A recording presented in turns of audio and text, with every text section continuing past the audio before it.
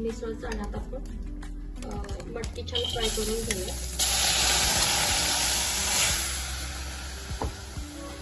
आपण चवीपुरतं थोडंसं मीठ, थोडीशी कोथिंबीर आणि आपण हे छान मिक्स करून घेऊया 2 मिनिटांसाठी.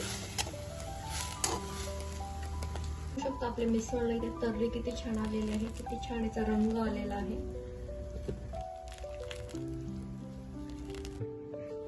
बघू शकता तुम्ही आपली इथं मिसळची थाळी घरच्या घरी बनवून तयार झालेली आहे. किती छान आपला हा कट बनवून तयार झालेला आहे. मिसळही आपली किती छान इथे रंग किती छान आलेला आहे आणि अगदी कमी तिखट अशी ही आपली मिसळ इथे बनवून तयार झालेली आहे.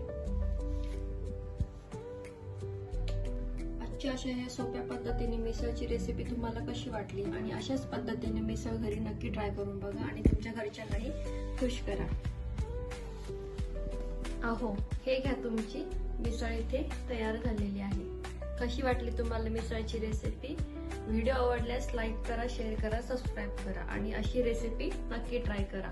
पुन्हा भेटूया अशाच एका छानशा सोप्या रेसिपी सोबत. तोपर्यंत मस्त राहा, आनंदी राहा.